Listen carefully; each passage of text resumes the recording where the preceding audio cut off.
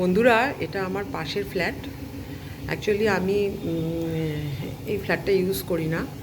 এটা আমার শাশুড়ি মার কেনা এবং এটা রয়েছে আর কি। যাই হোক, আমার হাজব্যান্ড এখানে নানা রকমের আবর্জনা ইত্যাদি ইত্যাদি রেখে এটাকে ডাম্প করে রেখে দিয়েছে। হ্যাঁ, এবারে একটু দেখাই ফ্ল্যাটটা। এবার দেখো, আর এইখানে আমি আসি রেগুলার। এখানে একটা ওয়াশিং মেশিন আছে, এই ওয়াশিং মেশিনে কাজ করতে আসি। ঠিক আছে, এবার আরেকটা ঘর একটু আপনাদেরকে দেখাই। সেটা হচ্ছে এই ঘরটা। দেখো, দেখলেই চমকে যাবে। এই যে এই ঘরটা খুব কম খোলা হয়, হয়তো মাসে একবার দুবার খোলা হয়। এই ঘরের মধ্যে যাবতীয় জিনিস ডাম্প করা আছে। তবে তোমরা বলতে পারো যে আমি এগুলো করেছি, অ্যাকচুয়ালি তা না। আমার হাজব্যান্ডের অভ্যাস হচ্ছে, সে কোনো জিনিস কখনো ফেলতে চায় না, সব কিছু জমিয়ে জমিয়ে রাখে। মানে মনে করো একটা টিভি কেনা হলো বা ফ্রিজ কেনা হলো, যাই কেনা হোক না কেন, তো সেইগুলো যে বাক্সগুলো, সেগুলোও খুব যত্ন করে সে রেখে দিতে ভালোবাসে। তো সেই সব বাক্সই মেনলি বাক্স এখানে অনেক আছে। সেই বাক্সগুলো সমস্ত এখানে ডাম্প করে ফেলে রাখা হয়েছে। এই যে যেমন এটা কিসের বাক্স, ওয়াটার হিটারের বাক্স। হ্যাঁ, এই যে গ্যাসের বাক্স, গ্যাস কেনা হয়েছিল একটা 3 বার্নারের, তার বাক্স।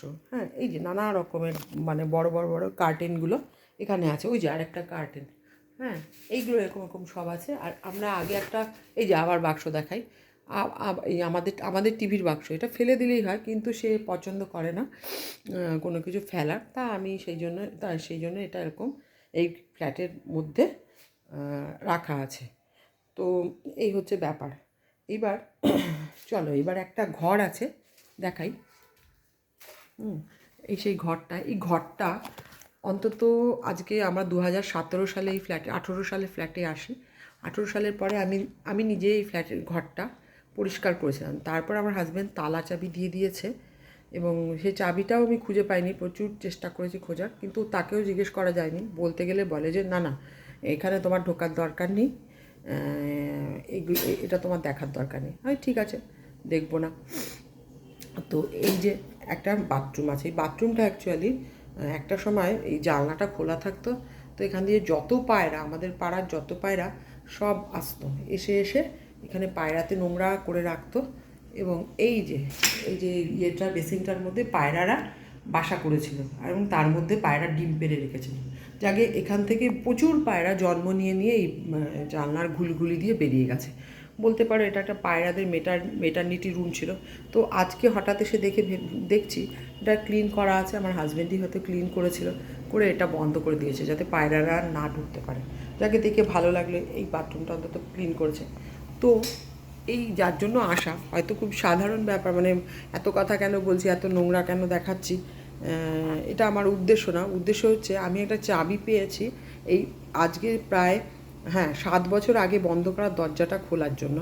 সেটাই দেখব খুলে কি আছে। 7 বছর আগে আমি দেখতে পেয়েছি এর ভিতরে কি আছে, কিন্তু এখন আর দেখিনি। একটা চাবি খুঁজে পেয়েছি, দেখি চলো ট্রাই করি কি কি হয়, সত্যি আমি দরজাটা খুলতে পারি কিনা এবং ভেতরে ঢুকতে পারি কিনা। ঠিক আছে, এবার 1 নম্বর কী দিয়ে ট্রাই করছি। কপাল যদি ভালো থাকে নিশ্চয়ই ঢুকে পড়বে।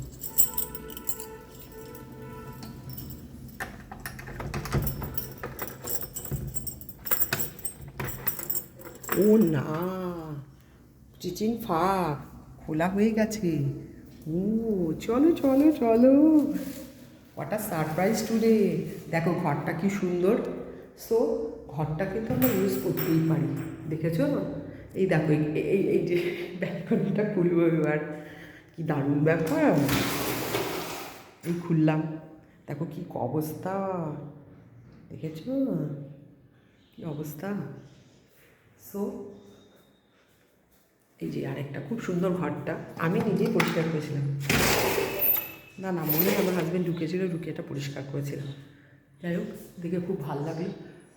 হয়তো সেখানে ভবিষ্যতে থাকবার পরিকল্পনা করছে। অ্যাকচুয়ালি থাকার খুব সমস্যা আমাদের ঘরে, ওই জন্য। যাকে দেখে খুবই ভালো লাগলো।